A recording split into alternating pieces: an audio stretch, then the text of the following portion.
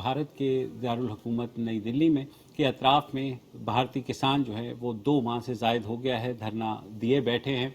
गुज़िश्ता हफ्ते हमने देखा कि एक ट्रैक्टर रैली भी निकाली गई और लाल किले पर जो खालसा परचम है वो भी उन्होंने लहरा दिया। उसके बाद केसेस दर्ज होने शुरू हुए किसानों के खिलाफ। मगर कल एक खबर आई CNN पे जिसमें ये कहा गया कि किसानों के खिलाफ जो है इक़दामात लेते हुए भारतीय हुकूमत ने उनका इंटरनेट बंद कर दिया है। बल्कि किसानों ने कहा न सिर्फ इंटरनेट बंद किया गया है मगर पानी भी बंद कर दिया गया है, इलेक्ट्रिसिटी भी बंद कर दी गई है और जो मोबाइल टॉयलेट्स थे उनको भी वहाँ से हटा दिया गया है। अच्छा, ये खबर आई और उसके ऊपर एक ट्वीट आई। वो बैनुल अक़वामी शोहरत याफ्ता गुलकारा हैं रियाना, उन्होंने ट्वीट की कि दुनिया इस पर क्यों बात नहीं कर रही।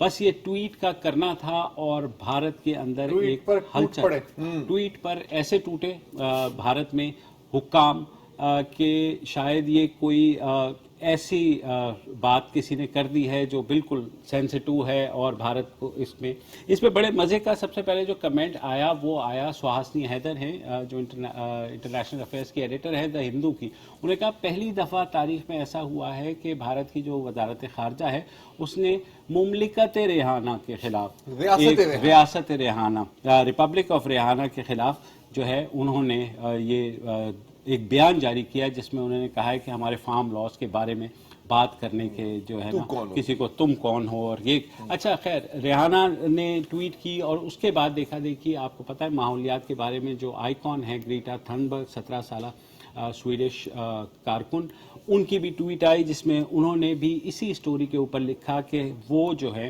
इंडिया में जो प्रोटेस्ट हो रहा है किसानों का उसकी यकजहती में उनके साथ खड़ी हैं।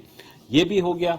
उसके बाद एक अदाकारा हैं अमरीकी अमेंडा सर्नी, उन्होंने इंस्टाग्राम पे ट्वीट की कि दुनिया देख रही है, आपको भारतीय या जनूबी एशियाई या पंजाबी होने की ज़रूरत नहीं है अगर आप ये इशू समझना चाहते हैं। उनका ये कहना है कि ये इशू जो है वो इंसानियत का इशू है और ख़बर वही थी CNN की। तो जाहिर है हर तरफ से आपको पता है भारत में संघीज और भक्त जो हैं वो तो इंटरनेट पे किसी को छोड़ते ही नहीं हैं जो अगर मोदी हुकूमत के बारे में बात करे। मगर कुछ और भी ट्वीट्स हुई, मसलन जिम कॉस्टा साहब हैं, ये अमेरिका की जो फॉरेन रिलेशंस कमेटी है उसके रुकन हैं। उन्होंने भी कहा कि जो कुछ भारत में हो रहा है ये बहुत तकलीफ देह है, ट्रबलिंग है। उन्होंने कहा कि मैं इसको क्लोजली मॉनिटर कर रहा हूँ सिचुएशन को, क्योंकि भारतीय किसानों का हक है कि वो एक पुरअमन एहतजाज कर पाएँ। अच्छा, जब ये ट्वीट्स हुई तो अमेंडा सर्नी खासी खूबरू अदाकारा हैं, उनके नीचे आकर के लोगों ने लिखा कि अब देखना तुम्हारे जो ट्विटर के फॉलोअर्स हैं ना वो किस तरह नीचे गिरते हैं।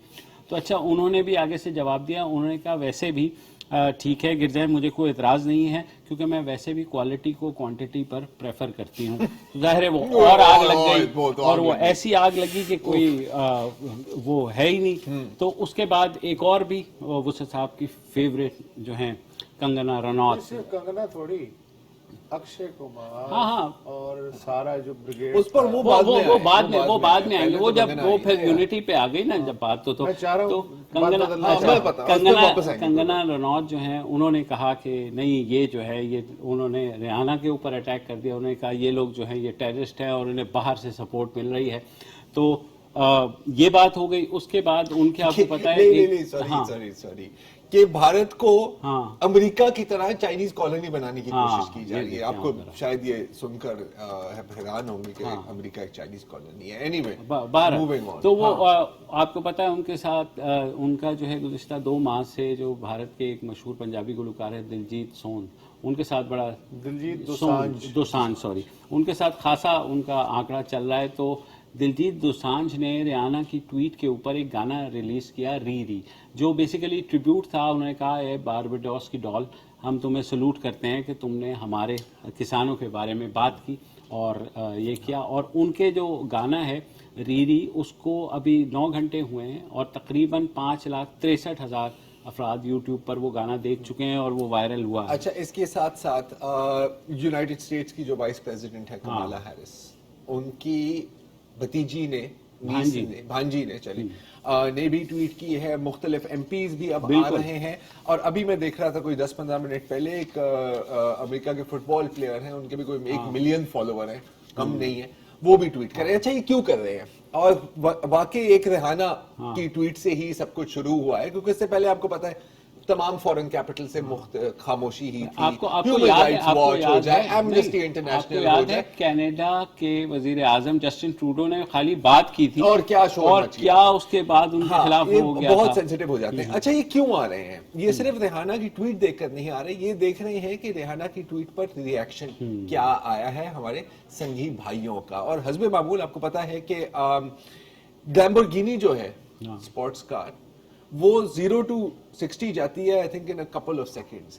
یہ 0 to غلاظت 1 سیکنڈ میں جاتے ہیں. ٹھیک ہے, تو ریحانہ کے بارے میں جو سب سے پہلے جو باتیں آئی تو ایک تو گالیاں, ایک تو تم کالی ہو کہ یہ ہو وہ ہو, اور ایسے الفاظ جو ہم یہاں پر دہرا نہیں سکتے اور نہ ہی ہم اسکرین پر استعمال کر سکتے. اور جو شاید سب سے جو گھٹیا بات تھی کہ میں تھوڑی سی آپ کو بتا دیتا ہوں کہ 2009 میں ریحانہ اور ان کے جو بوائے فرینڈ تھے کرس براؤن, ٹھیک ہے, تو اس نے ریحانہ کو کافی مارا تھا, کوٹا تھا, اس پر باقاعدہ ایک پراپر مقدمہ ہوا تھا.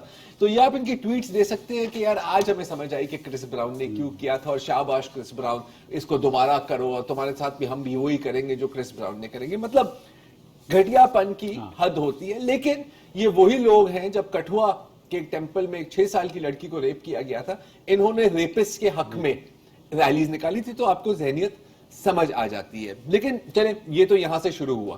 پہلے تو ان کو سمجھ نہیں آ رہی تھی, کیونکہ جب آپ ایک مخصوص ایجنڈے کو لے کے آگے جاتے ہیں, اور جب آپ صرف مذہبی بنیاد پر دنیا کو دیکھ رہے ہوتے ہو کہ کون ہمارے ساتھ ہے اور کون ہمارے خلاف ہے, تو سب سے پہلے کیا ہوا کہ جب یہ لوگ بیٹھے, اب نام ہے ریحانہ, لگتا ہے کہ شاید کسی مسلمان کا ہو گیا. بہت لوگ سمجھتے تھے کہ سلما حیک بھی مسلمان ہے, کوئی بات نہیں.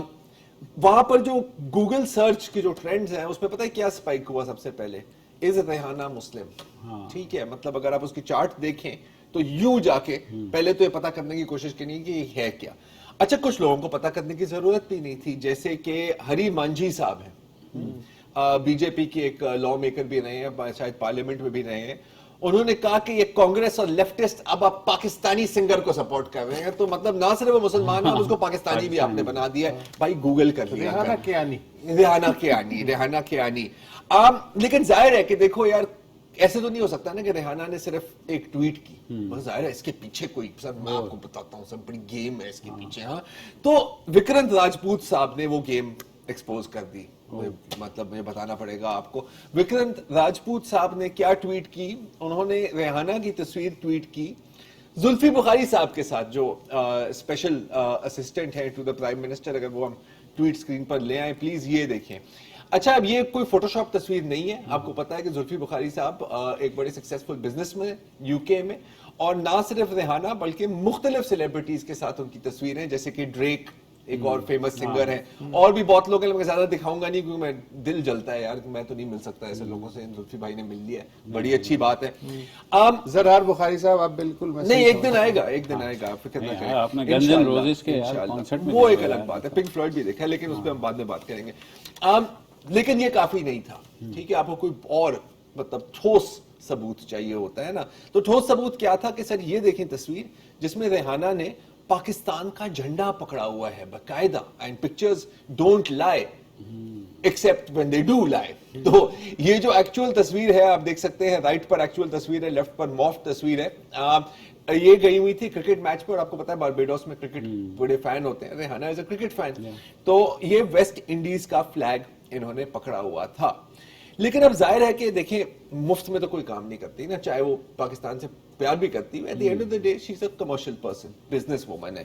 تو ان لوگوں کا ضرور یار کوئی نہ کوئی پیسے تو اس سے ملے ہوں گے. تو کچھ بہت وہاں کے صاحب آ گئے کہ یار میرا دل ٹوٹ گیا ہے. میں نے سنا ہے کہ ریحانہ نے $3.5 ملین لیے ہیں ٹویٹ کے لیے, ایک ٹویٹ کے لیے. اچھا بڑی فنی بات ہے کہ ایک جانب بھی کہتے ہیں کہ جی آپ تو بھیک مانگ رہے ہوتے ہیں, اور پھر دوسری جانب کہتے ہیں کہ $3.5 ملین ایک ٹویٹ کے لیے بھی دے سکتے ہیں. سوال یہ بنتا ہے کہ اتنے پیسے ہمارے پاس آئے کہاں سے یار, کہاں سے ہم ان کے اوپر بھیج رہے ہیں.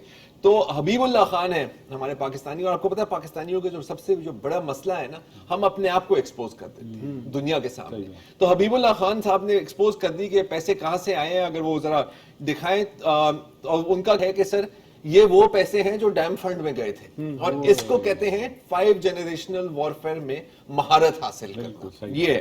اچھا, اور بھی انفارچونیٹلی لوگ آ جاتے ہیں, جیسے ایک اور ٹویٹ ہے احمد ملک صاحب کی, اگر وہ اسکرین پر آ جائے, اور یہ مزید ایکسپوز کر رہا ہے, یہ بتا رہا ہے آپ کو کہ ریحانہ کا اصل میں مطلب کیا ہے. تو آپ دیکھ سکتے ہیں, really ISI hijacking artificial intelligence no bots to nullify Akhand Bharat. مطلب نام کے اندر ہی پورا کوڈ ان کا بنا ہوا ہے. اچھا, اب ظاہر ہے کہ کیونکہ پیسے کی بات ہے اور یہ پیسے سے آگے سوچ نہیں سکتے, تو انہوں نے سوچا کہ یار ریحانہ کی دکھتی رگ کیا ہوگی.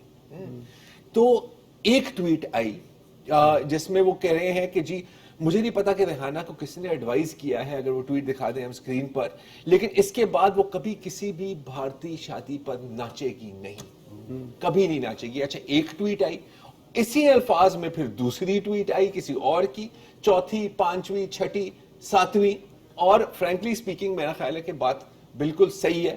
ہم بھی یہی ریحانہ کو ایڈوائز دیں گے. سنگیز اور بھکس تو کمنٹ کریں, ریحانہ کی ٹویٹ پر کریں, گریٹا تھنبرگ کی ٹویٹ پر کریں, اور سیلیبریٹیز کی ٹویٹ پر کریں, مگر بھارتی حکومت نے جس طرح کا ریاکشن دیا ہے وہ بھی ایک بڑا مزیدار ریاکشن ہے.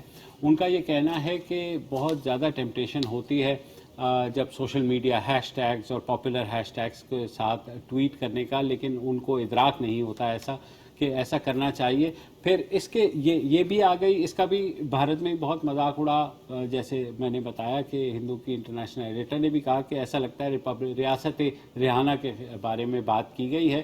تو مگر جو اس کے بعد ہوا وہ اتنا انٹرسٹنگ ہے. امت شاہ صاحب آپ کو پتہ ہے وزیر داخلہ ہیں, اور انہوں نے اچانک انہیں یہ خیال آیا کہ یہ جو ٹویٹ ہے یہ ایک پروپیگینڈا ہے, اور انہوں نے کہا کہ یہ جو پروپیگینڈا ہے یہ بھارتیوں کو جو ہے ڈیوائیڈ نہیں کر سکتا, تقسیم نہیں کر سکتا, اور اس طرح کا پروپیگینڈا جو ہے وہ ہمیں یونٹی کی طرف لے کر کے آئے گا. بس ان کی یہ ٹویٹ کرنی تھی, اور بھارت میں جو چھپے ہوئے سیلیبریٹیز تھے وہ سامنے آ گئے. کرن جوہر, سچن تندولکر کہ جناب یہ جو سچن تندولکر, میں حیران ہوں, انہوں نے کہا جو ایکسٹرنل فورسز ہیں یعنی بیرونی قوتیں ہیں, انہیں چاہیے کہ وہ صرف دیکھیں کہ کیا ہو رہا ہے, انہیں ضرورت نہیں ہے کہ کمنٹ کرنے کی یا انٹرفیئرنس کرنے کی. دیکھو, جس طرح تم نے بتایا نا کہ ایک ہی ٹویٹ 50 لوگ مختلف ناموں سے کر رہے ہیں, تو ان سیلیبریٹیز میں سے بیشتر کو جو ہے ایک ٹویٹ کا اسکرپٹ دے دیا ہوگا کہ یار اپنے نام سے کر لو.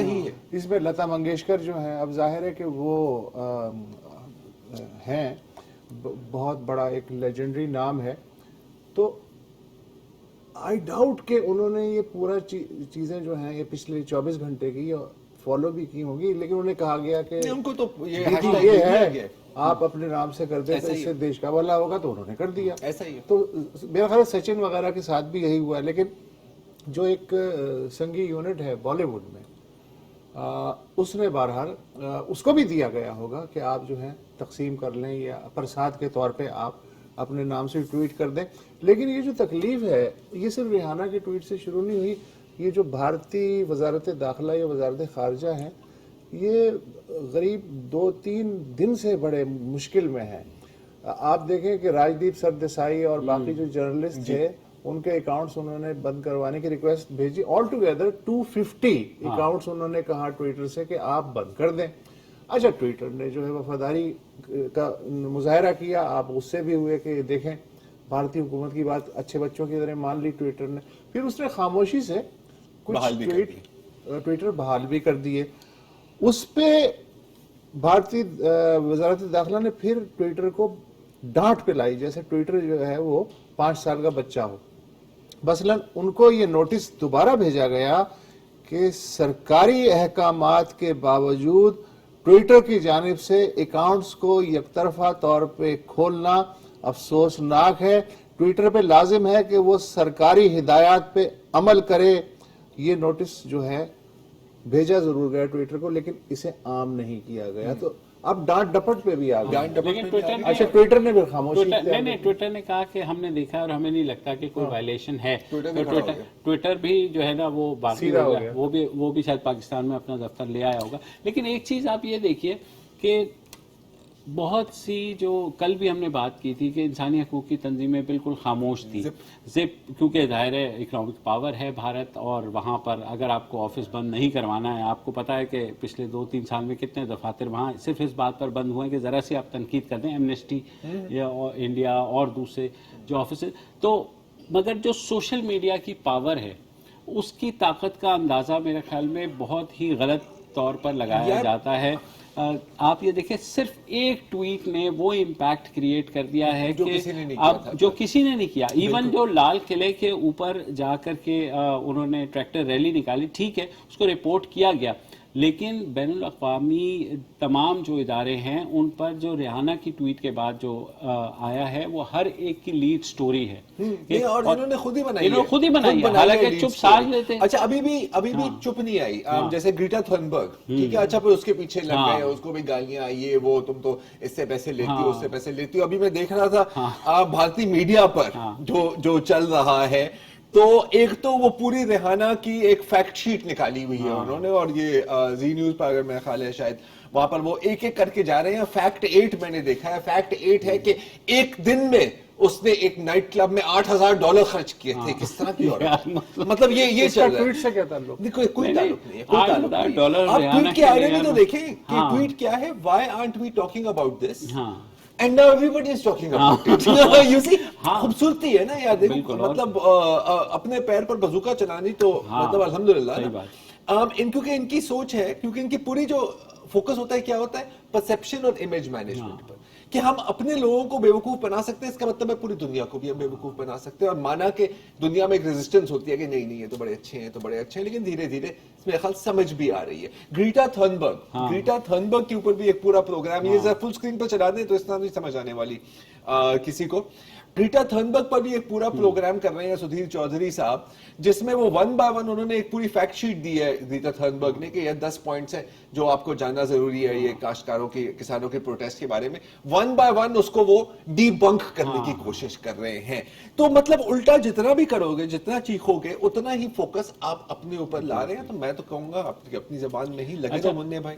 میں تو ایک ووٹ آف تھینکس بھی کرنا چاہتا ہوں بھارت میں خاص طور پر, کہ ہماری ISI کی میرے خیال میں اتنی پبلسٹی ہم لوگ خود نہیں کرتے, بالکل جتنی وہ ہو جاتی ہے. سب نے کہا کہ جی ISI نے یہ سارا پلان کروایا ہے, اور یہ جو ٹویٹس ہیں وہ بھی انہوں نے وہ پلان کروائی ہیں. پھر یہ جو سارا دھرنا ہو رہا ہے وہ اس کے پیچھے بھی آپ کو پتا ہے. میرا تو خیال ہے کہ اگلی دفعہ کسی اگر CIA نے کسی مطلب تھرڈ ورلڈ کنٹری میں کو کرانا ہو تو ہمیں نہ ٹھیکہ دے دیں کہ سر آپ تو ماسٹر ہیں, آپ ماسٹر ہیں, آپ ریحانہ کو بولیں نا ہمارے بارے میں بات کریں. اور یہ ابھی تک ہم نے اپنا ٹرمپ کارڈ وہاں میجر عدنان سمیع والا کھیلا نہیں ہے. میجر عدنان سمیع کو ابھی تک ہم نے جیب میں رکھا ہوا کہ ابھی ذرا اور پک جائے, پھر میجر عدنان سمیع آ کر کے نا اس ساری کنٹروورسی کو نا وہ ختم کریں گے.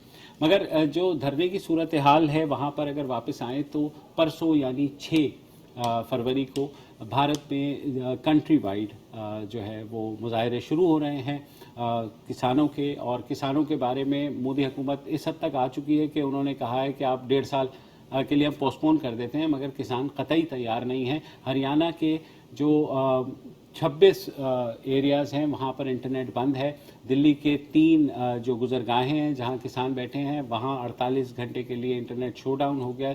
مجھے لگتا ہے کہ جو کشمیر میں انہوں نے کیا تھا اسی کو ریپلیکیٹ کرنے کی کوشش کر رہے ہیں. اور یہ ویسے تاریخ ہمیں سکھاتی ہے کہ تقریباً ایسے ہی ہوتا ہے. ایک کامیاب اسٹریٹجی ایک وقت پر پھر ناکام بھی ثابت ہوتی ہے. اور دیکھو اب اگر آپ دن رات میڈیا پر, سوشل میڈیا پر لوگوں کو کہو گے تم غدار ہو, تم غدار ہو, تم غدار ہو, اور پھر تم ایکسپیکٹ کرو گے کہ آپ سے وہ پیار کریں گے, تو ایسا نہیں ہوتا ہے. اس میں بہت لوگوں کے لیے سبق ہے. ایک وقفہ لے لیں.